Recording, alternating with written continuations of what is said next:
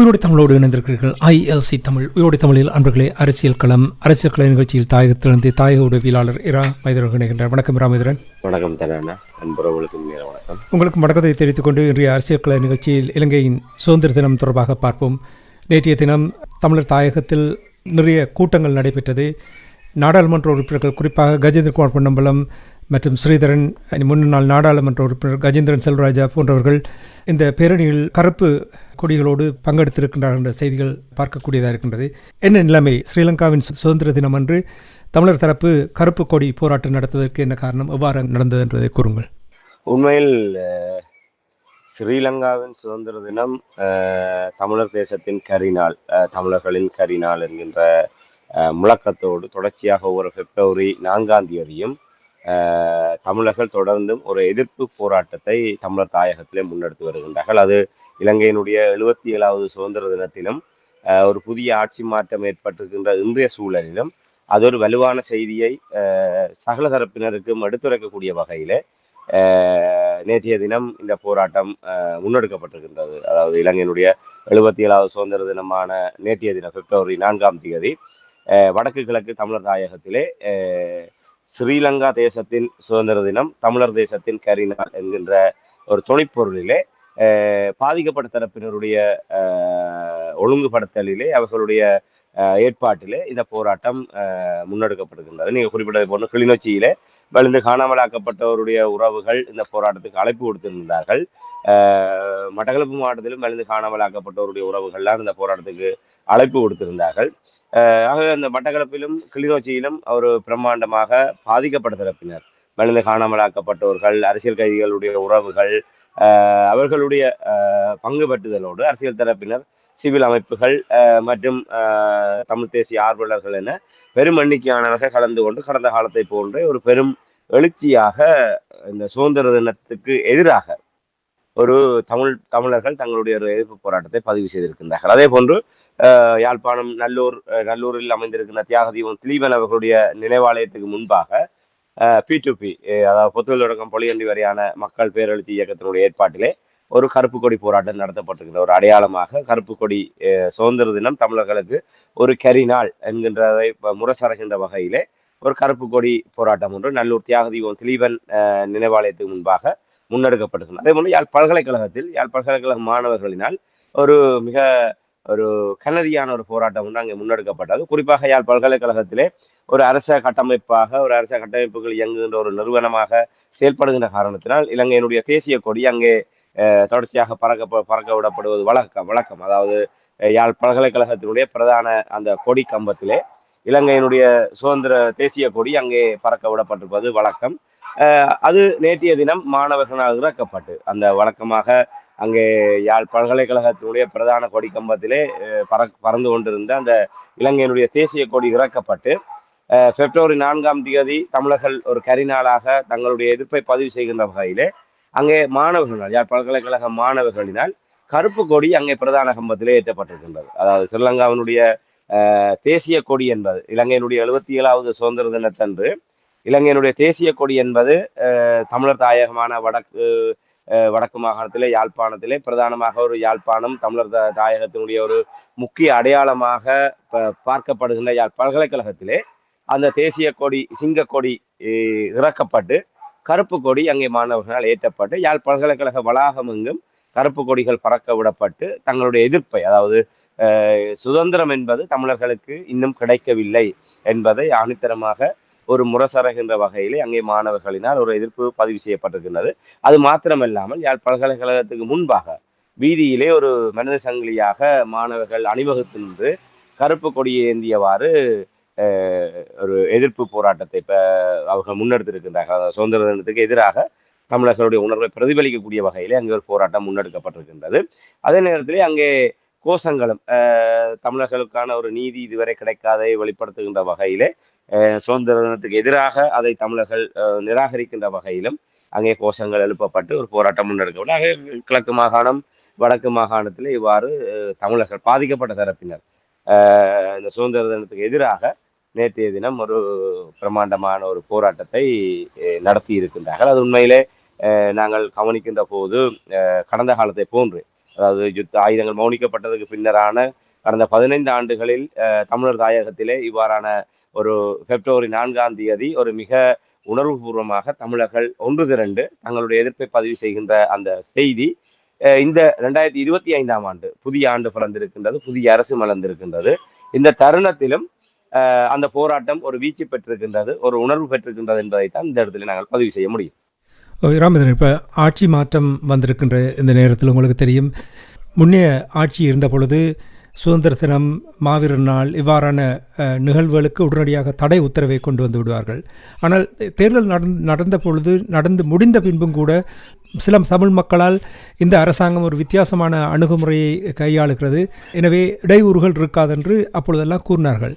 ஆனால் 2 நாட்களுக்கு முன்னதாக மட்டக்களப்புக்கு சென்று காவல்துறையினர் கவனிப்பு போராட்டத்தை நடத்தக்கூடாது என்று தடை உத்தரவு கொடுத்திருக்கிறார்கள்.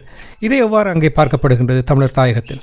இதை நாங்கள் ஆட்சி மாற்றம் என்கின்ற கண்ணோட்டத்திலே பார்த்து விட முடியாது. ஒன்று, அடிப்படையிலே சிங்கள தேசத்தினுடைய ஆட்சிகள் மாறினாலும் தமிழர் தேசம், தமிழர்களுடைய அரசியல் தலைவிதி என்கின்ற ஒரு நிலைப்பாடு வருகின்ற போது அந்த ஆட்சி மாற்றம் என்பது ஒரு காட்சி மாற்றம் ஒன்று தொடர்கின்ற நிலைமை நாங்கள் மறுதளித்து விட முடியாது. அப்ப அதனுடைய பிரதிபலிப்பாகத்தான் இந்த ஆட்சியை நாங்கள் பார்க்க முடியும். நாங்கள் ஏற்கனவே அனுத்தமாக கூறி வருகின்றோம், ஒரு தெற்கிழங்கைக்கு ஒரு மாற்றத்துக்கான அடித்தளத்தை உடனடியாக ஒரு மிகப்பெரிய ஒரு மூழ்குகின்ற கட்டத்தில் இருக்கின்ற கப்பலை சடுதியாக அந்த ஒரு கொந்தளிக்கின்ற அலைகளுக்கு மத்தியிலே அந்த கப்பலை சரி செய்து அதை அதிலிருந்து மீட்டு ஒரு சுமூகமான பயணத்தை தொடர்வது என்பது ஒரு கற்பனையான ஒரு நிலைப்பாடாகத்தான் இருக்கும்.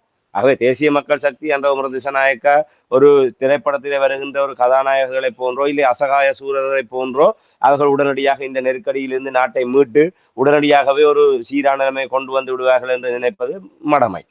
அந்த அடிப்படையில இவர்கள் அதுக்கான அடிப்படையை தான் இந்த ஆண்டுகளிலே போடுவார்கள் என்பதை நாங்கள் நம்ப முடியும். என்றால் அவர்கள் ஊழலுக்கு எதிராக ஒரு முறைமை மாற்றத்தை கொண்டு வர வேண்டும் என்கின்ற நோக்கத்தோடு அவர்கள் ஒரு ஆட்சி மாற்றத்தை கொண்டு வந்திருக்கின்றார்கள். அவர்களிடம் அதுக்கான திட்டங்களும் அதுக்கான வழிவரைபடங்களும் அவர்களிடம் ஏற்கனவே அவர்கள் தயாரித்து வைத்துத்தான் ஒரு செயல்பாட்டு நிலையில் தான் அவர்கள் இந்த ஒரு ஆட்சி மாற்றத்தை அவர்கள் உருவாக்கி இருக்கின்றார்கள். ஆகவே இவர்கள் அந்த 5 ஆண்டுகளிலே அந்த இந்த நெருக்கடிகளிலிருந்து மீண்டு ஒரு சுமூகமாக இந்த நாடு முன்னோக்கி செல்லக்கூடிய வகையிலே அதுக்கான ஒரு அடித்தளத்தை அவர்கள் போடுவார்கள் என்று ஆணித்தரமாக நாங்கள் நம்பிக்கையோடு இந்த இடத்திலே நாங்கள் பதிவு செய்ய முடியும். ஒரு அரசியல் நெருக்கடிகள் அவர்களை பாதிக்காது இந்த ஆட்சி தொடரக்கூடிய ஒரு நிலைமை இருக்குமாக இருந்தால் இந்த 5 ஆண்டுகளில் அதுக்கான அடித்தளத்தை போட்டு ஒரு கணிசமான சில முன்னேற்றகரமான ஒரு சமிக்கைகளை பொருளாதார ரீதியாக இந்த நெருக்கடியிலிருந்து நாடு முன்னோக்கி செல்கின்ற வகையிலே அதுக்கான சமிக்கைகளை இந்த 5 ஆண்டுகளுக்குள்ள, அதாவது கடந்த 2022 ராஜபக்சேகளுடைய பின்னர் அவர்களுடைய பினாமியாக ரணில் அரசாங்கம் ஒரு கண்கட்டு வித்தையாக அந்த பொருளாதார நெருக்கடியிலிருந்து மக்களை மீட்பதாக காட்டிக்கொண்டாலும் ஒரு ஆரோக்கியமான அடிப்படை மாற்றம் அங்கு உருவாக்கப்படவில்லை. அந்த நெருக்கடியிலிருந்து மக்களை நாங்கள் ஒரு தீர்வு கொடுத்தோம் என்று ஒரு ஏமாற்றி வாக்குகளை கவருகின்ற ஒரு நோக்கத்தோடு ஒரு கபடத்தனமாகத்தான் அந்த விடயங்கள் மேற்கொள்ளப்பட்டது. ஆனால் அன்றகுமார திசாநாயக்க அரசாங்கம் ஏற்கனவே நாங்கள் இந்த NPP அரசாங்கம் தொடர்பாக சுட்டிக்காட்டியதை போன்று அவர்கள் மக்களை உடனடியாக ஒரு கவரக்கூடிய வகையிலே ஏமாற்று நடவடிக்கைகளுக்கு பதிலாக ஒரு நின்று நிலைக்கக்கூடிய வகையிலே ஒரு அடிப்படை மாற்றத்தை நோக்கியதாக அவர்களுடைய நகர்வுகள் அவதானிக்கப்படுகின்றது. அந்த வகையிலே இவர்களுடைய மாற்றம் என்பது இருக்கும். ஆகவே நாங்கள் மீண்டும் மீண்டும் ஒவ்வொரு தடவையும் நாங்கள் சுட்டிக்காட்டுகின்ற விடயம், ஒட்டுமொத்தமாக ஒரு சிங்கள தேசம் என்கின்ற ஒரு பார்வையிலே இலங்கை ஒரு தெற்கிலங்கையினுடைய பொருளாதாரம் என்ற அடிப்படையிலே அவர்கள் NPP அரசாங்கம் அவர்கள் வைத்த நம்பிக்கையை நிச்சயம் காப்பாற்றுவார்கள் என்பதற்கான ஒரு அறிகுறிகள் சமிக்கைகள் தென்பட்டு கொண்டிருக்கின்றன. ஆனால் தமிழர் தேசத்தினுடைய தலைவிதியை நாங்கள் அடிப்படையில பார்க்கின்ற போது NPP அரசாங்கமும் கடந்த அரசாங்கங்களை போன்று விதிவிலக்கு அல்ல என்றால் அவர்களும் என்றால் இப்போது ஆட்சியை தக்க வைக்க வேண்டும், அந்த நெருக்கடி. ஆகவே இனவாதம் இப்போதும் ஒரு நீறுபூத்த நெருப்பாக இருக்கின்றது. ஆகவே அந்த இனவாதத்தை அடிப்படையாக வைத்துக் கொண்டு இந்த ஆட்சிக்கு எதிராக இருக்கின்ற தரப்பினர் மீண்டும் தங்களை தலை தூக்குவதற்கு அவர்கள் தருணம் பார்த்து கொண்டிருக்கின்றார்கள். ஆகவே அதற்கு சந்தர்ப்பம் கொடுக்காமல் செயல்பட வேண்டும் என்கின்ற ஒரு நிலைமை அன்றகுமார திசாநாயக்க அரசாங்கத்துக்கு இருக்கின்றது. இவர்கள் அடிப்படையிலே ஒரு இனப்பிரச்சனையை தமிழ் மக்களுடைய விவகாரங்களை இது வெளிப்படையாக எந்த ஒரு தீர்வையும் அவர்கள் முன்வைக்கவில்லை. எங்களை நம்புங்கள், நிபந்தனையற்ற முறையில் எங்களுக்கு பின்னாலே வாருங்கள், நாங்கள் நல்லதை செய்வோம் என்று அருள்வாக்கு சொல்கின்ற சாமியார்களை போன்றுதான் என்பிபி அரசாங்கம் ஒரு தமிழ் மக்களுக்கான ஒரு உத்தரவாதத்தை வழங்குகின்றதை தவிர இதுவரை தமிழ் மக்களுடைய நீண்டகால இனப்பிரச்சனைக்கு இதுதான் தீர்வு, இந்த அடிப்படையில் தான் என்பிபி அரசாங்கம் இந்த விடயத்தை அணுகுகின்றது என்று ஒரு திட்ட தெளிவான எந்த ஒரு வரையறைகளையும் இந்த அரசாங்கம் சொல்லவில்லை. ஆக இவர்கள் ஒரு மதில் மேல் பூனையாக இவர்கள் நடந்து கொண்டுள்ளனர். இவர்களுக்கு ஒரு பிரச்சனை இருக்கின்றது. அந்த இனவாத அரச சந்தர்ப்பத்தை காண அரசை தக்க வைக்க வேண்டும், ஆட்சி அதிகாரத்தை தக்க வைத்துக் கொண்டு அதற்கான ஒரு அடித்தளத்தை போட வேண்டும். ஆக அவர்களுக்கு அவர்களுடைய பிரச்சனை. ஆக அவர்கள் தங்களுடைய பிரச்சனைகளுக்குள்ளே தங்களை நிலைநிறுத்துகின்ற காலத்துக்குள்ளாக தமிழ் மக்களுடைய விடயங்களை நிரூபித்து அப்படியே ஒரு ஒரு காணாமல் அது அப்படியே ஒரு வலு குறைந்து போகக்கூடிய அளவில் தான் அவர்கள் எதிர்பார்க்கின்றார்கள். அதற்கு பின்னர் அவர்கள் ஏதோ ஒரு விதத்தில் ஏதோ ஒன்றை தருவார்கள், அதை வேண்டிக் கொண்டு தமிழர்கள் திருப்திப்பட்டு விட வேண்டும் என்பதாக நினைக்கின்றார்களோ தெரியவில்லை. ஆனால் அவர்களுக்கு தமிழ் மக்களுடைய விவகாரம் என்பது இரண்டாவது பட்சம். அந்த அடிப்படையில் தான் அவர்கள் மீண்டும் ஒரு இனவாத உங்களுக்கு தெரியும், கடந்த மாவீரர் நாள் நிகழ்வுகளின் போதும் இதே போன்று மாவீரர் நாள் நிகழ்வுகள் தடையின்றி நடந்தது, நல்லாட்சி காலத்தில் அவ்வாறு நடைபெற்றது. ஆனால் அதற்கு பின்னர் அந்த மாவீரர் நாள் நினைவேந்தல்களை அடிப்படையாக வைத்துக்கொண்டு வழக்குகள், கைதுகள், பயங்கரவாத தடை சட்டத்தின் கீழ் கைதுகள், விசாரணைகள் என்று ஏகப்பட்ட நெருக்கடிகள் கடந்த காலத்தை நினைவுபடுத்தக்கூடிய வகையில் தான் அனுர அரசாங்கத்திலும் அது நடந்தேறியது. இப்போது வரை அந்த மாவீரர் நாள் நிகழ்வுகள் தொடர்பாக பலருடைய விசாரணைகள் தொடர்ந்து கொண்டுதான் இருக்கின்றது. அந்த விசாரணையினால் பாதிக்கப்பட்டவர்களுடைய வழக்கு நெருக்கடிகள் இப்போதும் அவர்கள் முகம் கொடுக்கக்கூடிய நிலைமையில் தான் இருக்கின்றது. இந்த சிவாஜிலிங்கம் அவர்களுடைய வழக்கு கூட அடுத்த இந்த வருடத்துக்கு ஒத்திவைக்கப்பட்டிருக்கின்றது. அவர் அங்கே அந்த தலைவர் பிரபாகரன் அவர்களுடைய இல்லம் இருந்த அந்த வளாகத்திலே அவர்கள் பிறந்த நாள் கொண்டாடியதற்காகவும் அங்கே அவருடைய புகைப்படம் பயன்படுத்தப்பட்டது பின்னர் போலீசாரால் அகற்றப்பட்டமை தொடர்பாகவும் அங்கே விசாரணைக்கு சிவாஜிலிங்கம் உள்ளிட்ட பலர், அந்த ஊர் இளைஞர்கள் பலர் விசாரணைக்கு உட்படுத்தப்பட்டு அந்த வழக்கு அடுத்த இந்த வருடம் நான் நினைக்கின்றேன் ஜூலை மாதத்துக்கு அது ஒத்திவைக்கப்பட்டிருக்கின்றன நம்புகின்றேன். ஆகவே சட்ட நெருக்கடிகள், சட்ட நடவடிக்கைகள் என்பது இன்னும் தொடர்ந்து கொண்டான் இருக்குது. அந்த வகையில் தான் இந்த அரசாங்கம் தமிழ் மக்களுடைய ஒரு ஜனநாயக ரீதியாக இந்த தமிழ் மக்கள் ஒரு வன்முறை ரீதியாக எந்த விதத்திலுமே அவர்கள் இதை பிரதிபலிப்பதில்லை. ஒரு ஜனநாயக ரீதியாக தங்களுடைய குரலை, தங்களுடைய நிலைப்பாடுகளை சகல தரப்பினருக்கும் வெளிப்படுத்துவதற்கு ஒரே மார்க்கம் அமைதியான போராட்டம், அடையாள போராட்டம். ஒரு சாத்வீக ரீதியாக தங்களுடைய போராட்டத்தை வெளிப்படுத்துகின்ற ஒரு வழிமுறையாக இதை கடைபிடிக்கின்றார்கள். ஆகவே நாங்கள் தொடர்ந்தும் அடக்கப்பட்டு கொண்டிருக்கின்றோம். இலங்கையை சுதந்திரம் பெற்று 77 ஆண்டுகள் கடந்து விட்ட போதிலும் தமிழ் மக்களுடைய உரிமைகள் மறக்கப்பட்டு, தமிழ் மக்களுக்கான நீதி மறக்கப்பட்டு, தமிழ் மக்கள் ஒரு பாதிக்கப்பட்ட தரப்பாக தொடர்ந்தும் நீதிக்காக போராடுகின்ற ஒரு தரப்பாக நாங்கள் இருக்கின்றோம் என்ற செய்தியை ஒவ்வொரு சந்தர்ப்பத்திலும் அதை முரசறைய வேண்டிய ஒரு தேவை தமிழினத்துக்கு இருக்கின்றது. ஆகவே இந்த இனக்கரசியலுக்குள் கரைந்து போகாமல் தொடர்ந்தும் எங்களுக்கான பிரச்சனைகள் இருக்கின்றது, அது தீர்க்கப்பட வேண்டும். தமிழ் மக்களுடைய விவகாரம் என்பது தீர்க்கப்படாமலே இருக்கின்றது, அது ஒரு தலையாய பிரச்சனை. வடக்கு கிழக்கு தமிழ் மக்களுடைய விவகாரம் என்பது ஒரு நீதிக்கான போராட்டம், நீதிக்கான தேவை என்பது ஒரு ஒரு தவிர்க்கவே முடியாத ஒரு தலையாய பிரச்சனை என்பதை தொடர்ந்தும் ஒரு முரசறைய வேண்டிய தேவை தமிழ் மக்களுக்கு இருக்கின்றது. அதன் நிமித்தமாக தமிழ் மக்கள் போராட எத்தனிக்கப்படுகின்றார்கள், அதாவது போராடுவதற்கு அவர்கள் நிர்பந்திக்கப்படுகின்றார்கள். அதை தடுப்பதுதான் இந்த அரச இயந்திரத்தினுடைய கடப்பாடு. அதாவது அவர்கள் ஒரு நல்லாட்சி காலத்திலே தமிழ் தரப்பை உடன் வைத்துக் கொண்டு அவர்கள் ஒரு ஏமாற்று வித்தியை காட்டினார்கள். இப்போது என்பிபி அரசாங்கம் என்பது தமிழ் மக்களுடைய வாக்குகளால் தான் நாங்கள் தெரிவு செய்யப்பட்டிருக்கின்றோம். வடக்கு கிழக்கு தமிழ் மக்களும் எங்களுக்கு ஆதரவை தந்திருக்கின்றார்கள். ஆகவே தமிழ் மக்களுடைய நன்மதிப்பை பெற்ற ஒரு அரசாங்கம் என்ற ஒரு போலியான பிம்பத்தை அவர்கள் உலகத்துக்கு காட்ட முற்படுகின்றார்கள். அந்த பிம்பத்தை நேற்றைய போராட்டங்கள் உடைத்து விடும் என்று அஞ்சுகின்றார்கள். அதாவது மாவீரர் நாள் நிகழ்வு என்பது அது ஒரு வேறு விதமான பார்வை. அது ஒரு தடை செய்யப்பட்ட இயக்கத்தை சார்ந்தவர்களை நினைவு கூறுகின்றது என்ற அடிப்படையிலே தென்னிலங்கையில் இருக்கிற இனவாத தரப்பினர் அரசுக்கு எதிராக ஒரு நெருக்கடியை பயன்படுத்துவார்கள். அதாவது அரசியல் நெருக்கடியை. இவர் தடை செய்யப்பட்ட இயக்கத்தை நினைவு கூறுவதற்கு இந்த அரசாங்கம் அனுமதியை வழங்கி இருக்கின்றது. ஆக இந்த அரசாங்கம் நாட்டினுடைய தேசிய பாதுகாப்பை ஒரு அச்சுறுத்தலுக்கு உள்ளாக்குகின்ற வகையிலே இந்த அரசாங்கத்தினுடைய போக்கு இருக்கின்றது என்ற வகையிலே அவர்கள் தங்களுடைய அரசியல் மீள் வருகைக்காக அதை ஒரு அரசியல் நெருக்கடி ஏற்படுத்தக்கூடிய வகையிலான ஒரு போராட்டமாக அந்த விடயத்தை அவர்கள் கையாளுவார்கள். ஆனால் பிப்ரவரி 4 என்பது ராஜபக்சவாக இருக்கட்டும், ரணில் விக்ரமசிங்கவாக இருக்கட்டும், இல்லை மைத்ரிபால சிறிசேனவாக இருக்கட்டும், அன்றகுமார திசாநாயக்காவாக இருக்கட்டும், இந்த நாட்டினுடைய ஒரு அரசு தலைவராக இருந்து கொண்டு சுதந்திர தினத்தை தலைமை தாங்கி நடத்துவது, அந்த சுதந்திர தினம் என்பது ஒட்டுமொத்த இலங்கை பூராகவும் அந்த சுதந்திரத்தை நாங்கள் சுவரச் செய்கின்றோம் என்ற வகையிலே அவர்கள் தங்களை ஒரு நாட்டினுடைய முதல் குடிமகன், அந்த சுதந்திரத்தை தலைமை தாங்கி நிர்வகிக்கின்ற ஒரு ஒரு பிரதானி என்ற அடிப்படையிலே அவர்கள் தங்களை அந்த கதாபாத்திரமாகத்தான் அவர்கள் பார்க்கின்றார்கள். ஆக வடக்கு கிழக்கிலே அதற்கு மாறாக ஒரு கொதிப்புணர்வு, ஒரு போராட்டம் அங்கே முகிழ்வது என்பது இவர்களுடைய இந்த பிம்பம், அதாவது ஒட்டுமொத்த ஒரே இலங்கை ஒரே நாடு, நாடு முழுவதும் அனுரவுக்கு பின்னாலே என்கின்ற பிம்பத்தை கட்டியெழுப்பியவர்கள் அந்த அனுரவனுடைய காலத்திலும் கருப்பு கொடிகள் பறக்கின்றன பிப்ரவரி 4 என்று சொன்னால் நாடு முழுவதும் அனுரவுக்கு பின்னால் என்ற கோஷம் அடிபட்டு போய்விடும். ஆகவே அவர்கள் அதை தடுக்க வேண்டியவர்களாக மீண்டும் கடந்த காலத்தை போன்றே இந்த நீதிமன்ற தடை உத்தரவுகளின் மூலமாக அந்த போராடுகின்ற உரிமையை மக்களுடைய ஒரு ஜனநாயக ரீதியாக அறவழியிலே தங்களுடைய எதிர்ப்புணர்வை காட்டுகின்ற அந்த உரிமையை மறுதளிக்கின்ற வகையிலே இந்த செயல்பாடு இதுக்கு அரசாங்கத்துக்கும் இதுக்கும் தொடர்பு இருக்கின்றதா? இது போலீசார் அவர்களுடைய பின்னணியிலே நீதிமன்றத்திலே தடை உத்தரவு கோரி பெறுகின்ற ஒரு நடவடிக்கை.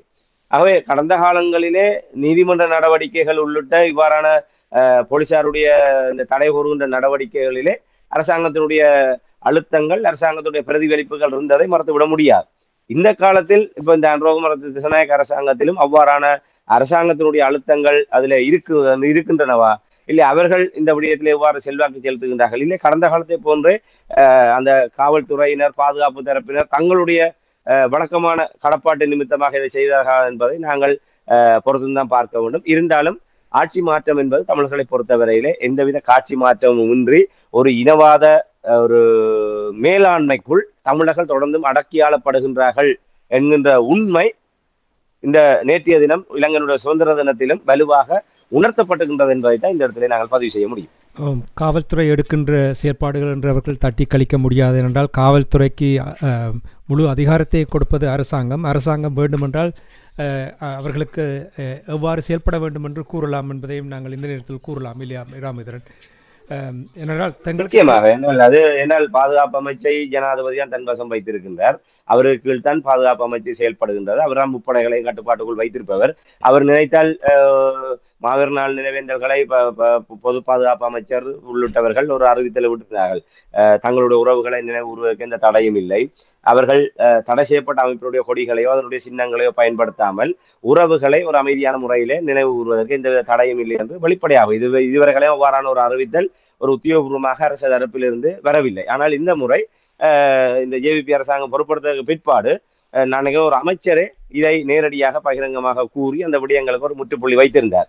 அதே போன்று இவர்கள் சொல்லி இருக்கலாம், அது தமிழ் மக்களுக்கான நீண்ட கால பிரச்சனை, தமிழ் மக்கள் நாங்கள் ஒரு சுதந்திரத்தை அவர்களுக்கு சுதந்திரமான ஒரு நிலைமையை உருவாக்குவதற்கு நாங்கள் பாடுபட்டாலும் அவர்கள் ஒரு பாதிக்கப்பட்ட தரப்பாக தங்களுடைய உணர்வுகளை பிரதிபலிப்பதற்கான கடமை இருக்கின்றது. ஆக இந்த போராட்டங்களை யாராலுமே தடுத்து நிறுத்த முடியாது. ஒரு அமைதியான முறையிலே முன்னெடுக்கப்படுகின்ற போராட்டங்களை யாருமே தடுத்து நிறுத்த முடியாது என்ற ஒரு அறிவிப்பை இந்த அரசாங்கம் வெளியிட்டிருந்தால் அது வரவேற்கக்கூடிய ஒன்றாக இருந்திருக்கும். ஆகவே நிச்சயமாக இது அரசாங்கம் சம்பந்தம் இல்லை என்று நாங்கள் கூறிவிட முடியாது. ஆனால் கடந்த காலத்தை போன்று முழுமையாக ஒரு அரசியல் பின்னணி இதில் இருக்குமா என்பதை தான் நாங்கள் இந்த இடத்துல ஒரு பார்க்க வேண்டிய தேவை இருக்கின்றது. அதுக்காக தான் அந்த விடயத்தை சுட்டிக்காட்டி இன்னொரு விடயம் என்னவென்றால் இப்போ நீங்கள் கூறியது சரி. அதே நேரத்தில் சமீபத்தில் அனுரகுமார திசாநாயக்க யாழ்ப்பாணம் வந்திருந்தார். வரும்பொழுது வேலையில்லா பட்டதாரிகள் போராட்டம் நடத்தக்கூடாது என்று அவர்களுக்கும் தடை உத்தரவை கொண்டு வந்திருந்தார். நான் நினைத்தேன் இங்கே அனுரகுமார திசாநாயக்கா நல்ல ஒரு சந்தர்ப்பத்தை நழுவ விட்டு விட்டார். அவருடைய இடத்தில் நான் இருந்திருந்தால் நான் அனுமதி கேட்டிருப்பேன், போராடுகின்ற அந்த மாணவர்களை சந்திக்க விரும்புகிறேன் என்றால் மக்களோடு நீங்கள் மக்கள் எதிர்ப்பை தெரிவிக்கும் பொழுது அவர்களோடு உரையாடும் பொழுதுதான் அவர்களுடைய உண்மை நிலையை நீங்கள் வெளிப்படுத்துவீர்கள். ஆனால் இங்கே அவர் சந்தர்ப்பத்தை நழுவ விட்டு முன்னர் அந்த அரசாங்கம் போலதான் இவர் செயல்படுகிறார் என்பதை சுட்டி காட்டுகின்றது. இல்லைங்க, நான் இந்த இடத்துல என்னென்றால் அது அந்த இடத்திலே அதுக்கு தடை உத்தரவு கூறப்பட்ட அந்த தடை உத்தரவு நீதிமன்றத்தால் மறக்கப்பட்டது போலீசாரினால். என்னால் இது இந்த போராட்டம் உண்மையை நீங்க குறிப்பிடுவது உண்மை. உண்மையிலே ஒரு மாற்றத்தை நோக்கியதாக ஒரு போராட்ட பின்னணியிலே மக்களுடைய வலிகளை உணர்ந்த ஒரு நீண்டகால ஒரு போராட்ட இயக்க பின்னணியிலே வந்த ஒரு இயக்கம் என்ற வகையிலே அனுரகுமார திசாநாயக்கா நீங்கள் சொன்ன அந்த வழிமுறையை கையாண்டிருக்க வேண்டும். ஆனால் இதிலே ஒரு பின்னணி என்னவென்று சொன்னால் ஒரு ஒரு ஒரு பக்குவம் இல்லாத ஒரு வைத்தியர் ஒருவரை நாங்கள் ஆர்வக்கோளாறுத்தனமாக பாராளுமன்றம் அனுப்பியதனுடைய விளைவாகத்தான் இந்த விடயங்களை பார்க்கக்கூடியதாக இருக்கின்றது. ஏற்கனவே அந்த பக்குவம் இல்லாத அந்த வைத்தியருடைய சில்மிஷன் தான் இந்த வேலையில்லாத பட்டதாரிகளை உசுப்பேற்றி விட்டு அவர்களை வீதியிலே போராட வைத்தது. ஆகவே அவர் ஏற்கனவே அதற்கு முன்னதாகவே இவருடைய தலைமையிலே இந்த போராட்டம் நடைபெறும் என்ற ஒரு அறிவிப்பு வெளியாகி இருந்தது. ஆகவே அங்கு ஒரு அமைதியின்மை ஏற்பட்டு ஜனாதிபதியினுடைய வருகையின் போது ஒரு ஒரு நிலைமைகள் கட்டுப்படுத்தக்கூடிய ஒரு நிலைமை இருக்காது என்ற அடிப்படையில் தான் போலீசார் அந்த தடை கூறுகின்ற நிலைமைக்கு சென்றிருக்கின்றனர் நான் அவதானிக்கிறேன். இப்ப ஒரு பாதிக்கப்பட்ட தரப்பு என்று நேற்றைய தினம் வலிந்து காணாமலாக்கப்பட்ட உறவுகள் தாங்களாகவே தங்களுக்கான நீதி 15 ஆண்டுகளாக மறுக்கப்பட்டு வருகின்றது, கையளிக்கப்பட்ட எங்களுடைய உறவுகள் எங்கே என்ற ஒரு கேள்வி அவர்கள் எழுப்பியிருந்தார்கள். பல்வேறு இந்த இதுவரை 15 ஆண்டுகளாக இந்த வலிந்து காணாமலாக்கப்பட்டவருடைய விவகாரத்தை மழுங்கடிப்பதற்காக OMB என்று சொல்லப்படுகின்ற அந்த ஒரு அமைப்பை ஒரு நிறுவனத்தை அவர்கள் உருவாக்கி அதன் மூலமாக போலித்தனமான விசாரணைகளை நடத்தி அவர்களுக்கு இழப்பீடுகளை வழங்குகின்றோம் என்ற பெயரிலே ஒரு நடவடிக்கைகளை கொண்டு வந்து தீர்மானங்களை கொண்டு வந்து சர்வதேசத்தை ஏமாற்றி இன்று வரை அந்த பாதிக்கப்பட்ட தரப்பினருக்கு நீதி வழங்கவில்லை. இராணுவத்திடம் பாதுகாப்பு தரப்பினரிடம் யுத்தத்தின் இறுதி கால பகுதியில் வைத்து கையளிக்கப்பட்ட உறவுகள் எங்கே, அவர்கள் உயிரோடு இருக்கின்றார்களா இல்லையா, அவர்கள் உயிரோடு இருக்கின்றார்கள் எங்கே இருக்கின்றார்கள், எப்படி இருக்கின்றார்கள், உயிரோடு இல்லை என்று சொன்னால் எப்போது கொன்றார்கள், எப்படி இறந்தார்கள், அந்த இறப்புக்கு யார் காரணம், யார் இயற்கையான மரணமா இல்லை திட்டமிட்டு மேற்கொள்ளப்பட்ட கொலையா, திட்டமிட்டு மேற்கொள்ளப்பட்ட மரணம் என்று சொன்னால் அதுக்கு யார் உத்தரவிட்டது, ஒரு வலிந்து ஒரு உயிரை பறிப்பதற்கு யாருக்கு அதிகாரம் இருக்குது, யார் அந்த உத்தரவை போட்டது. ஆகவே இந்த கேள்விகளைத்தான் காணாமலாக்கப்பட்ட உறவுகள் கேட்கின்றார்கள். அவர்களுடைய அந்த கேள்வி நியாயமானது. அதற்கு இவர்கள் இந்த அரசாங்கம் பதில் சொல்லியே ஆக வேண்டும். எந்த அரசாங்கமாக இருந்தாலும் எத்தனை ஆண்டுகள் சென்றாலும் அதற்கு பதில் சொல்லியே ஆக வேண்டும். விசாரணையின் பின்னர் விடுவிப்போம் என்ற வாக்குறுதியை வழங்கி அந்த உறவுகளை பொறுப்பேற்ற பாதுகாப்பு தரப்பினர் அவர்களுக்கு என்ன நடந்தது என்பது இது நிச்சயமாக அரசாங்கமே ஏற்றுக்கொண்டபடியே இத்தனை ஆயிரம் பேரை நாங்கள் விசாரணைக்காக கையேற்றோம் என்று அதற்கான சாட்சியங்களும் இருக்கின்றன. அந்த சாட்சியங்களுக்கு நிச்சயமாக மதிப்பளித்தே ஆக வேண்டும். அது ஒரு விடயம். வேலையற்ற பட்டதாரிகள் தாங்களாகவே ஒரு ஜனாதிபதி வருகை என்பது ஒரு கவன ஈர்ப்பு. ஏன்னால் வேலையற்ற பட்டதாரிகளுடைய விவகாரம் என்பது நிச்சயமாக ஒரு பாரதூரமான பிரச்சனை. இன்று இலங்கையிலே ஒரு அரசியல் தேவைகளுக்காக கடந்த கோட்டபாய ராஜபக்சேவனுடைய காலத்திலே 1 லட்சம் இளைஞர்களுக்கு வேலைவாய்ப்பு வழங்குகின்றோம் என்ற பெயரிலே ஒரு தேவையற்ற விதத்திலே ஒரு அரசு ஆளணிகளை அதிகமாக்கி நாட்டுக்கு சுமைகளை அதிகப்படுத்துகின்ற வகையில் தான் தங்களுடைய அரசியல் லாபங்களுக்காகத்தான் அந்த நியமனங்கள் வழங்கப்பட்டு கொண்டிருக்கின்றது. கடந்த காலத்தில் ராஜபக்சேவனுடைய காலத்தில் இவ்வாறுதான் ஒரு முறையாக நாட்டை ஒரு பொருளாதார நிலை நோக்கி வளர்க்கக்கூடிய வகையிலே ஒரு சரியான ஒரு திட்டமிடலினூடாக ஒரு இந்த கற்று பட்டதாரிகளாக வந்த அந்த அந்த சக்தியை சரியான முறையில் நாட்டுக்கு அபிவிருத்திக்கு பயன்படுத்துவதற்கு இந்த திட்டமும் இல்லை இந்த அரசாங்கத்திடம். ஆக அவர்கள் இன்றும் மீதியிலே இருக்கின்றார்கள். இதற்கு முன்னர் பல ஆண்டுகளாக பல்கலைக்கழகங்கள் வெளியேறியவர்கள் வேலை வாய்ப்பிலே உள்வாங்கப்படாத காரணத்தினால் புதிதாக வெளியேறுபவர்கள் எல்லோருமே காத்திருப்போர் பட்டியலில் வைக்கப்படுகிறார். இவ்வாறு ஒரு மிக பெருமண்ணிக்கையானவர்கள் நாடு முழுவதும் குறிப்பாக வடக்கு கிழக்கிலே இவ்வாறான ஒரு பாரபட்சம் இருக்கின்றது. அதற்கு எதிராக அவர்கள் போராடுகின்றார்கள். அவருடைய கோரிக்கைகள் மதிப்பளிக்கப்பட வேண்டும், அதில் மாற்றுக்கிறதுக்கு இடமில்லை. ஆனால் எவ்வாறு வலிந்து காணாமலாக்கப்பட்டவருடைய விடயங்களிலே கடந்த காலத்திலே அரசியல் தரப்பினர் தலையீடு செய்து தங்களுடைய அரசியல் சுயலாபத்துக்காக அந்த காணாமலாக்கப்பட்ட தரப்பினரை பல்வேறு குழுக்களாகவும் அணிகளாகவும் பிளவுபடுத்தி நிலத்திலும் புலத்திலும் இருக்கின்ற தரப்பினர் அவர்களை பிளவுபடுத்தி அந்த காணாமலாக்கப்பட்ட உறவுகளுக்கு நீதி கோருகின்ற போராட்டத்தை அரசியல் போராட்டமாக மாற்றி அதை வலுக்குறைப்பு செய்து அதை இன்று ஒரு சந்தை சிரிக்கக்கூடிய வகையில் இன்று ஜெனீவா வரை அந்த காணாமலாக்கப்பட்ட உறவுகளுக்கு இடையே நடைபெறுகின்ற அந்த உள்ளக முரண்பாடு என்பது இன்று ஜெனீவா வரை ஒரு பரிகாசிக்கக்கூடிய அளவுக்கு இன்று அது விசுவமடைத்திருக்கின்றது. இதை எங்கே கொண்டு போய் முடியும்? அதை பாதிக்கப்பட்ட தரப்பினருடைய உன்னதமான போராட்டத்தை அது ஒரு பலகீனப்படுத்தும். இதிலே தமிழ் தேசிய மக்கள் முன்னணிக்கு மிகப்பெரிய ஒரு பங்கு இருக்கின்றது. கடந்த காலத்தில் அது எல்லோராலுமே வெளிப்படையாக தங்களுக்கு ஒத்துவரவில்லை என்பதற்காக அந்த வலிந்து காணாமலாக்கப்பட்ட தரப்பினரையே குழுக்களாக பிளவுபடுத்தி ஒவ்வொரு மாவட்டங்களிலும் தங்களுக்கு சார்பான ஒரு அணியை உருவாக்கி அவர்களை போட்டியாக ஒரு குழுவாக அவர்கள் அறிவித்து அவர்களை தனியே ஒரு போராட வைத்து அதற்கு பின்னால் தங்களுடைய அரசியலை முன்னெடுக்க வைத்து இப்படியாக பல சித்து விளையாட்டுகள் அதிலே தமிழரசு கட்சி சார்ந்தவர்களுக்கும் அங்கே ஒரு பங்கு இருக்கின்றது. இப்படியாக அரசியல் தலையீடு சில பேர் புலம்பெயர் தேசத்தில் இருந்து கொண்டு வலிந்து காணாமலாக்கப்பட்டவர்களுடைய உறவுகளை அவர்களுக்கு சார்பாக போராடுவதற்கு மட்டுமே ஒரு நிலையை உருவாக்காமல் அவர்களுக்கு நிதி பின்புலமாக இருக்கின்றோம் என்ற ஒரு காரணத்தை வைத்துக் கொண்டு தேர்தல் வருகின்ற போது சுமந்திரனுக்கு எதிராக அறிக்கை விடுவதும் அவருக்கு எதிராக அறிக்கை விடுவதும் இப்படியாக மக்களை அதிலிருந்து ஒரு திசை திருப்பி அவர்கள் இலக்கை ஒரு திசை திருப்பி ஒரு அரசியல் விடயங்களுக்குள் அவர்களை நுழைத்து அவர்களை ஒரு பலகீனப்படுத்தியதை போன்று இன்று வேலையற்ற பட்டதாரிகளுக்கும் அந்த அர்ச்சுனா பக்குவம் இல்லாத அந்த மருத்துவர் வேலையற்ற பட்டதாரிகளை அங்கே அழைத்து சென்று அவர்களை ஒரு போராட்டம் தூண்டியது. அந்த அணுகுமுறை என்பது ஒரு தவறானது. அந்த ஒரு தலையீடு காரணமாகத்தான் இந்த விடயம் நடந்திருக்கின்றது. ஆனால் நீங்கள் சொன்னதை போன்று அன்றோமர் திசாநாயக்கா ஒரு வரலாற்று சந்தர்ப்பத்தை தவற விட்டு விட்டார். மற்றவர்களை போன்று ஓடி ஒழியாமல் இல்லை ஒரு தமிழ் மக்கள் போராடுகின்ற போது அந்த போராட்டத்தை கடந்து நான் சென்று வந்தேன் என்ற ஒரு அகங்காரத்தோடு தென்னிலங்கைக்கு ஒரு முகத்தை காட்டுகின்ற அந்த அணுகுமுறையை மாற்றி அவர்களை போராடுகின்ற தரப்பை அழைத்து வாருங்கள், உங்களுக்கு என்ன பிரச்சனை, நாங்கள் அதை சரியான முறையில் அணுகி தீர்ப்போம் என்ற ஒரு அணுகுமுறை அவர் எடுத்திருந்தால் நிச்சயமாக வரவேற்கக்கூடிய ஒரு அணுகுமுறையாக இருந்திருக்கு. ஆனால் அது தவறவிட்டம் என்பது நாங்கள் இந்த இடத்துல சுட்டிக்காட்டுவது பொருத்தமானது. உண்மை. இதே நேரத்தில் இப்போ நீங்கள் கூறினீர்கள் நாடாளுமன்ற உறுப்பினர்கள் தொடர்பாக கடந்த கால விடயங்கள் தொடர்பாக கூறினீர்கள். கடந்த காலங்களில் நடந்த விடயங்களை உணர்ந்து இப்பொழுது சரியாக செயல்படுவது சமிக்கைகளை காட்டியிருக்கிறார்கள். மகிழ்ச்சியாக இருக்கின்றது. ஸ்ரீலங்காவினுடைய 77வது சுதந்திர தினத்தன்று வலிந்து காணாமல் ஆக்கப்பட்டவர்கள் கிளிநொச்சியில் இந்த நீதி போராடினார்கள். அங்கே முன்னாள் நாடாளுமன்ற உறுப்பினர்கள் 4ஆம் தேதி அங்கே பிரசன்னமாகி தங்களுடைய எதிர்ப்பை, கருப்பு கொடியை, கருப்பு பட்டிகளை கட்டிக்கொண்டு எதிர்ப்பை தெரிவித்திருக்கிறார்கள். இது தமிழ் மக்கள் வரவேற்பார்கள். இருந்தாலும் ராமேந்திரன், உங்களுக்கு தெரியும் ஆட்சி மாற்றம் ஒன்று வந்திருக்கின்றது. இந்த ஆட்சி மாற்றம் உங்களுக்கு தெரியும் தேர்தல் நடந்த காலத்தில் ஒரு சந்தர்ப்பத்தை கொடுத்து பாருங்கள் என்றுதான் எல்லோரும் கூறியதாக சிலர் கூறினார்கள். சிலர் தான் அதை கூறினார்கள், ஆனால் அது பெருசுபடுத்தப்பட்டது. நாடாளுமன்ற உறுப்பினர்கள் இவ்வாறு பங்கெடுப்பது அரசாங்கத்துக்கு ஒரு சந்தர்ப்பத்தை கொடுக்காமல் இவ்வாறு போராடுவது என்ன விதத்தில் பாதிப்பை ஏற்படுத்துமா இல்லை ஒரு சாதகமான சூழலை ஏற்படுத்தும் என்று நீங்கள் நம்புகிறீர்களா? உண்மை. நீங்கள் குறிப்பிட்டதை போன்று கடந்த காலத்தில் அவர்களுடைய செயல்பாடுகள் என்று இந்த புதிய அரசியலமைப்பு விவகாரத்திலே கஜேந்திரகுமார் பொன்னம்பலம் தரப்பு அவர்கள் முன்னின்று ஒரு தமிழ் தரப்பை, அதாவது இந்த 10 நாடாளுமன்ற உறுப்பினர்களாவது ஒன்றாக நின்று அதை எதிர்க்க வேண்டும் என்ற ஒரு நிலைப்பாட்டோடு அந்த முயற்சிகளை எடுப்பதை நாங்கள் தொடர்ச்சியாக வரவேற்கின்ற அதே நேரத்திலே இப்ப நேற்றைய போராட்டத்தில் கூட உண்மையிலே கடந்த காலங்களில் இவ்வாறான போராட்டங்கள் நடைபெறுகின்ற போது பாதிக்கப்பட்ட தரப்பினர் இந்த போராட்டங்களை ஏற்பாடு செய்வார்கள். அந்த போராட்டத்திலே பாராளுமன்ற உறுப்பினர்கள், கட்சிகள், அரசியல் தரப்பினர்கள் வருவார்கள். அவர்கள் தங்கள் அணிகளோடு ஒவ்வொரு பக்கத்திலே இருந்து தங்களுடைய பிரசன்னத்தை பதிவு செய்து விட்டு என்றால் அந்த போராட்டங்கள் நடைபெறுகின்ற போது பங்கு பெற்றாவிட்டால் மக்கள் ஒரு கோபங்களுக்கு ஆளாக வேண்டி வரும் என்ற அடிப்படையிலே வருவது இல்லை, இந்த போராட்டங்களிலே முகம் காட்டுவதனூடாக தாங்களும் இந்த போராட்டத்திலே ஒரு தரப்பாக இருக்கின்றோம் என்று ஒரு அரசியல் ஆதாயம் தேடுகின்ற வகையிலே தான் அந்த பிரசன்னம் இருக்கும். ஆனால் நேற்றைய போராட்டத்திலே ஸ்ரீதரன், செல்வராஜா கஜேந்திரன், கஜேந்திரகுமார் பொன்னம்பலம் போன்றவர்கள் ஒரே வரிசையிலே முன்னுக்கு நின்று அந்த போராட்டத்திலே அவர்கள் அணிவகுத்த விதம் என்பது ஒரு மாற்றத்தை காணக்கூடியதாக இருக்கின்றது. ஒரு மக்களுடைய இதுபடித்தான் இருக்க வேண்டும் அந்த அணுகுமுறை என்பது. நாங்கள் ஒன்றாக நிற்கின்றோம் என்பதை, நாங்கள் அந்த பங்கு பெற்றுவது என்பது ஒரு கடமை நிமித்தமா இல்லை உள்ளாந்தமா என்பதை அந்த அந்த பங்கு பெற்றுகின்ற அந்த விதம் வெளிப்படுத்தும்.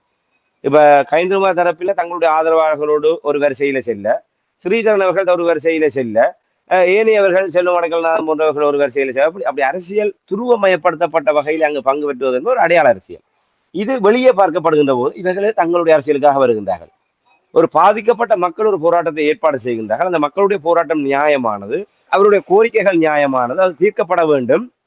இதற்கு மக்கள் பிரதிநிதிகளாகிய நாங்களும் உடன்படுகின்றோம். ஆகவே இந்த போராட்டத்திலேயே நாங்களும் முன்வரிசையில நிற்கின்றோம் என்ற வகையிலே ஒரே அணியாக நிற்கின்ற போது அதற்கான வலிமை என்பது நிச்சயமாக அதிகமாக இருக்கும். அதை நேற்றைய போராட்டத்தில் உணரக்கூடியதாக இருந்தது. உங்களுக்கு தெரியும், ஒரு காணி விவகாரம் தொடர்பாக 13 நாடாளுமன்ற உறுப்பினர்களும் கடந்த ஆட்சியின் போது அந்த துறை சார்ந்த அமைச்சர் வாசுதேவ நாணயக்கார நினைவில்லை அவர்களை போய் அங்கே சந்தித்து அவர்கள் அந்த விவகாரத்திலே, அதாவது நீதியரசர் சி வி விக்னேஸ்வரன், கஜேந்திரகுமார், செல்வராஜா கஜேந்திரன் மற்றும் தமிழ் தேசிய கூட்டமைப்பாக செயல்பட்டவர்கள் 13 பேருமே அங்கே சென்று கொழும்பிலே ஒரு ஜனாதிபதி செயலகத்துக்கு முன்பாக ஒரு அடையாள போராட்டத்தை நடத்தியிருந்தார்கள். கருத்துரை பற்றி பிரதேச செயலக பிரிவுக்குட்பட்டு ஒரு குறிக்கப்பட்ட கணிசமான கிராம சேவையாளர் பிரிவு உட்பட்ட பகுதிகள் அங்கே சுவீகரிப்பு செய்யப்படுகின்ற, அதாவது வெளியோயாவோடு கபலீகரம் செய்யப்படுகின்ற அந்த முயற்சிக்கு எதிராக இவர்கள் ஒன்றாக நின்றாக நம்புகின்றேன். அதற்கு பின்னதாக நாங்கள் அன்றைய தினம் கூட அந்த போராட்டத்தை வரவேற்றிருந்தோம். இப்படியாக இங்கே நிற்பதை விட ஆட்சி மன்றங்களுக்கு முன்னாலும் தூதரகங்களுக்கு முன்னாகவும் எல்லோரும் ஒன்றாக நின்று ஒருமித்து எங்களுடைய பாதிக்கப்பட்ட தரப்பினுடைய குரலாக ஒலிக்கின்ற போது அதற்கான ஒரு மதிப்பும் கனதியும் அதிகம்.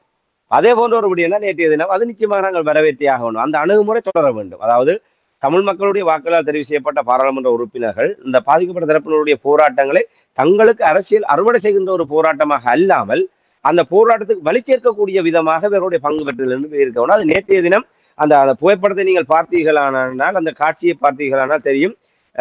ஸ்ரீதரன், கஜேந்திரகுமார் பொன்னம்பலம், செல்வராஜா கஜேந்திரன், தமிழ் தேசிய மக்கள் முன்னணி சேர்ந்த சுகாஸ் மற்றும் காண்டிவன் போன்றவர்களும் அதிலே உடன் இருந்தார்கள். அவர்களோடு ஸ்ரீதரனும் ஒன்றாக நின்று இந்த போராட்டத்திலே ஒரு பங்கு பற்றிய விதம் என்பது முக்கியமான ஒன்றாகத்தான் நாங்கள் பார்க்க முடியும். அது ஒரு ஒரு முக்கியமான மாற்றமாகவும் நாங்கள் எடுத்து காட்ட முடியும். அதே நீங்கள் கூறியதை போன்று அரசாங்கத்துக்கு ஒரு அவகாசம் வழங்க வேண்டும் என்பது நிச்சயமாக அதற்காக நாங்கள் எல்லா விடயத்திலுமே நாங்கள் அவ்வாறு நடக்க வேண்டும் என்று நாங்கள் எதிர்பார்த்து விட முடியாது. மக்களுடைய உணர்வுகளுக்கு நாங்கள் மதிப்படுத்தி தான் ஆக வேண்டும். எந்த இடத்திலே எங்களுடைய உணர்வுகளை தேவைகளை எடுத்து எம்ப வேண்டுமோ அதை நாங்கள் நிச்சயமாக செய்தே ஆக வேண்டும். அந்த வகையிலே இந்த போராட்டம் என்பது அரசாங்கத்துக்கு எதிரான போராட்டம் இல்லை. தமிழ் மக்களுடைய தேவைகளை, தமிழ் மக்களுடைய நிலையை நாங்கள் அடுத்தவருக்காக எங்களுடைய விடயங்களை மூடி மறைக்க வேண்டிய ஒரு அவசியம் இல்லை. உண்மையாக ஒரு நேர்மையான ஒரு அரசாக இருந்தால் நிச்சயமாக தமிழ் மக்களுடைய இந்த வழிகளையும் வேதனைகளையும் புரிந்து கொள்ளக்கூடிய ஒரு தரப்பாக தான் இருப்பார்கள். தமிழ் மக்கள் எதிராக போராட்டம் செய்து விட்டார்கள் என்று அவர்கள் ஒரு எதிர்ப்புணர்வை, காழ்ப்புணர்வை தமிழ் மக்கள் மீது வளர்த்துக் கொள்வார்கள் என்று சொன்னால் இதுதான் கடந்த கால ஆட்சி. ஆனா இது அரசாங்கத்துக்கு ஒரு அவகாசம் என்று சொன்னால் இதை நாங்கள் செய்யாமல் விட்டால் அரசாங்கம் அவர்களுக்கு வாய்ப்பாக போய்விடும். என்றால் அந்த அரச இயந்திரம் இன்றும் இனவாத தரப்பினருக்கு பயந்து கொண்டிருக்கின்றார்கள். இனவாத தரப்பினருடைய நெருக்கடிகளுக்கு அஞ்சி கொண்டிருக்கின்றார்கள். அப்படிப்பட்ட சூழ்நிலையிலே தமிழ் மக்கள் தங்களுக்கான நீதி கோருகின்ற போராட்டங்களை நாங்கள் ஒரு நல்லிணக்க அடிப்படையிலே அவர்களுக்கு அவகாசம் கொடுக்கின்ற என்ற அடிப்படையிலே நாங்கள் அதை கைவிடுவோமாக இருந்தால் அரசாங்கத்துக்கும் வாய்ப்பாக போய்விடும். என்றால் தமிழ் மக்கள் தரப்பில் இருந்து நெருக்கடிகள் இல்லை. அவை தமிழ் மக்களுடைய விவகாரங்களை அப்படியே ஆற போட்டு விடலாம். எங்களுக்கு இனவாத ரீதியாக இந்த வித நெருக்கடிகளுக்கு நாங்கள் முன் கொடுக்க தேவையில்லை என்கின்ற ஒரு நிலைமை உருவாகிவிடும். அவை நாங்கள் எங்களுக்கு பசிக்கின்ற போது நாங்கள் அந்த பசியை வெளிப்படுத்த வேண்டும். எங்களுடைய பசியை இன்னொருவரால் உணர முடியாது. ஆகவே தமிழ் மக்களுக்கான இந்த விடயங்கள், அதாவது எங்களுடைய அரசியல் தீர்வு என்பது ஒரு பக்கம், அது நிச்சயமாக ஒரு ஒழுங்குபடுத்தப்பட்ட முறையிலே அதுக்கான கோரிக்கைகள் வெளிப்படுத்தப்பட வேண்டும். வளர்ந்து பாதிக்கப்பட்ட தரப்பினருடைய விவகாரம், இந்த அன்றாட பிரச்சனைகளுக்கான தீர்வு என்பது அதிலே மிக முக்கியமான விடயங்கள். ஆக்கிரமிப்புகள் அகற்றப்பட வேண்டும். இன்றும் பல ஆயிரக்கணக்கான ஏக்கர் நிலங்கள் வடக்கு கிழக்கிலே இராணுவத்தினரால் கபலீகரம் செய்யப்பட்டிருக்கின்றது. இன்னும் அந்த மக்கள் அகதிகளாக வடக்கு கிழக்கிலே அவர்கள் இன்றும் அகதிகளாக வாழ்கின்ற நிலைமை இருக்கின்றது. இன்னும் பல வடக்கிலே மிக செழிப்பான விவசாய பூமிகள் இராணுவத்தினுடைய வசம் இருக்கின்றது. இன்னும் ஒரு அந்த யாழ்குடா நாட்டை நாங்கள் எடுத்துக்கொண்டோமாக இருந்தால் யாழ்குடா நாட்டிலே ஒரு மிகவும் ஒரு விவசாயத்திலே ஒரு செழிப்பான ஒரு பிரதேசங்கள் இராணுவத்தினுடைய வசம் இருக்குது. இராணுவத்தினர் அங்கே விவசாயத்தை செய்கின்றார்கள். விவசாயத்தை செய்து அறுவடை செய்து எங்களுடைய சந்தைகளிலே அவர்கள் கொண்டு அந்த விவசாய விளைபொருட்களை கொண்டு வந்து சந்தைப்படுத்துகின்றார்கள். இதனால் எங்களுடைய விவசாயிகள் பாதிக்கப்படுகின்றார்கள். என்றால் அங்கு இராணுவத்தினருக்கு அரசாங்கம் சம்பளம் வழங்குகின்றது. அவர்கள் அங்கே விளைபொருட்களுக்கு அவர்களுக்கு எந்தவித முதலும் தேவை என்று ஒரு சாதாரணமாக ஒரு விவசாயம் செய்கின்ற போது அவன் விதைக்கின்ற விதையிலிருந்து, உரத்திலிருந்து, மனித கூலியிலிருந்து அதற்கான கொள்முதல் செலவு என்பது, உற்பத்தி செலவு என்பது அவனுக்கு இருக்கின்றது. ஆனால் இராணுவத்துக்கு அந்த உற்பத்தி செலவு இல்லை. அவர்களுக்கு எல்லாமே இலவசமாக கிடைக்கின்றது. ஒவ்வொரு இந்த அன்றோமுறை திசாநாயக்க அரசாங்கத்தில் கூட வரவு செலவு திட்டத்திலே அதிகமான நிதி பாதுகாப்புக்கு தான் ஒதுக்கப்பட்டிருக்கின்றது. அந்த பாதுகாப்பு செலவினத்துக்குள்ளாக இந்த இராணுவத்தினருக்கான இந்த உள்ளடக்கங்களும் இருக்கின்றது. இராணுவத்தினர் இவ்வாறு விவசாய பண்ணைகளை அமைத்து, இல்லை விடுதலை புலிகளால் பயன்படுத்தப்பட்ட விவசாய பண்ணைகளை இன்னும் இராணுவம் தான் நிர்வகிக்கின்றது. அந்த இராணுவத்தினருடைய அந்த நிர்வாகிக்கும் இந்த பாதுகாப்பு செலவினங்களுக்குள்ளாகத்தான் அவை வருகின்றது. அவை அரசாங்கம் வரவு செலவு திட்டத்தினூடாக அவர்களுக்கு நிதிகளை ஒதுக்கி கொடுக்கின்றது. அவர்களுக்கான உரம் உள்ளிட்ட சகல விடயங்களும் அரச மக்களுடைய வரிப்பணத்தில் தான் செல்கின்றது. ஆக அவர்களுக்கு உற்பத்தி செலவு என்பது பூச்சியம். ஒரு பூச்சிய நிலையில் இருக்கிற உற்பத்தி செலவை அவர்கள் எவ்வாறு சந்தைப்படுத்துவார்கள்? சந்தைப்படுத்துகின்ற போது அவர்கள் அங்கே எந்த விதமாக, ஆனால் எங்களுடைய விவசாயிகள் சந்தைப்படுத்துகின்ற போது உற்பத்தி செலவையும் அவருடைய லாபத்தையும் கணக்கிட்டு தான் அவர்கள் அங்கே ஒரு விலையை நிர்ணயிக்க முடியும். இதன் போது விலை நிர்ணயம் என்பது இராணுவத்தினர் சந்தைப்படுத்துகின்ற போது எங்களுடைய விவசாயிகளோடு முரண்படுகின்ற நிலைமை ஏற்படுகிறது. இதனால் எங்களுடைய விவசாயம் பாதிக்கப்படுகின்றது. இப்படியான ஒரு நிலைமையிலே இந்த நிலங்கள் விடுவிக்கப்படுமாக இருந்தால் நாங்கள் தம்புள்ளையிலே இருந்து வருகின்ற தென்னிலங்கையிலே வருகின்ற காய்கறிகள், மரக்கறிகளுக்காக நாங்கள் காத்திருக்க வேண்டிய அவசியம் இல்லை. எங்களுடைய யாழ்குடா நாட்டிலே விளைகின்ற அத்தனை அந்த காய்கறிகளுமே எங்களுடைய யாழ்குடா நாட்டுடைய தேவை மிச்சமாக தென்பகுதிக்கு ஏற்றுமதி செய்யக்கூடிய நிலைமை இருக்கின்றது. ஆனால் இன்று பெரும்பாலான நிலங்கள் இராணுவத்தினுடைய வசம் இருக்கின்றது. இப்படி பல பிரச்சனைகள் இருக்கின்றது. இன்று மீனவர் விவகாரம் என்பது இருக்கின்றது. எங்களுடைய பொருளாதார ரீதியான பிரச்சனைகள் இருக்கின்றது. இதற்கெல்லாம் காரணம் இந்த இராணுவ ஆக்கிரமிப்பு. இதை தொடர்ந்து கொண்டிருக்கின்ற போது எவ்வாறு நாங்கள் நல்லிணக்கத்துக்காக நாங்கள் உங்களுக்குள்ளாகவே அழுகின்ற நிலைமையை நாங்கள் எவ்வளவு காலம் தொடர்வது? எங்களுக்குள் பிரச்சனைகள் இருக்கின்றது என்பதை நாங்கள் தொடர்ச்சியாக எடுத்துரைக்கின்ற போதுதான் அதற்கான ஒரு தீர்வுக்கோ அதற்கான ஒரு நீதிக்கான முன்னெடுப்புகளுக்கு வாய்ப்புகள் இருக்கும். ஆகவே இது அனுரகுமார திசாநாயக்க அரசாங்கம் இல்லை, ஒரு தூதர் வந்து அந்த இடத்தில் இருந்தால் கூட நாங்கள் எங்களுடைய பிரச்சனையை நாங்கள் ஆணித்தரமாக சொல்லித்தான் ஆக வேண்டும். ஆகவே பிப்ரவரி 4ஆம் தேதி இலங்கையினுடைய சுதந்திர தினம், தமிழர்களுடைய கரிநாள் என்பதை உலகத்துக்கு எடுத்து கூறுகின்ற வகையிலே அந்த போராட்டம் என்பது நியாயமானது. அது அனுரகுமார திசாநாயக்க அரசாங்கத்துக்கான ஒரு நெருக்கடிக்காக அல்ல, அவர்கள் தமிழர்களுடைய விவகாரங்களையும் அவர்களும் தவறவிடாது முன்னுரிமைப்படுத்த வேண்டும் என்பதை ஒரு நினைவூட்டுவதற்கான போராட்டமே தவிர அது ஒரு எதிர்ப்பு போராட்டமாக நாங்கள் பார்த்துவிட முடியாது என்பது என்னுடைய பார்வை. சிறப்பு. இன்றைய அரசியல் கலை நிகழ்ச்சியில் இணைந்து ஸ்ரீலங்காவின் 77வது சுதந்திர தின விழா தொடர்பாகவும் தமிழ் மக்களுக்கு அது ஒரு கரி நாள், எவ்வாறு தமிழ் தரப்பினர் இந்த நாளை கரி நாளாக கொண்டாடினார்கள் என்ற விடயங்களை உயிரோடை தமிழ் உறவுகளோடு பகிர்ந்து கொண்டமைக்காக உயிரோடை தமிழ் அன்பர்கள் சார்பாக நன்றி கூறிக்கொண்டு மீண்டும் இன்னும் ஒரு அரசியல் கலை நிகழ்ச்சியில் இணைந்திருப்போம். அதுவரைக்கும் நன்றி, வணக்கம். ராமேந்திரன். நிச்சயமான நன்றி, வணக்கம். எமது பார்வையாளர்களுக்கு வணக்கம். மக்களின் குரலாய் ஓங்கி ஒலிக்கும் இலக்கு மின்னிதழ் மற்றும் உயிரோடை தமிழ் வானொலி ஆகிய இவ்விரு ஊடகங்களும் உங்களைப் போன்ற எமது நேயர்கள் நண்பர்களின் ஆதரவிலேயே இயங்கி வருகின்றன. மிக குறைந்த வளங்களுடன் பல இடர்கள் மற்றும் தடைகளை தாண்டி பயணிக்கும் எமது ஊடகங்களின் பணிகள் மேலும் வளர உங்களால் முடிந்த நிதியுதவியை வழங்கி இன்னும் காத்திரமான செயற்பாடுகளை முன்னெடுக்க உதவுமாறு மிகவும் பணிவன்புடன் வேண்டி நிற்கின்றோம். உங்கள் பங்களிப்பு உங்களின் உரிமை குரலாய் ஓங்கி ஒலிக்கும். நன்றி.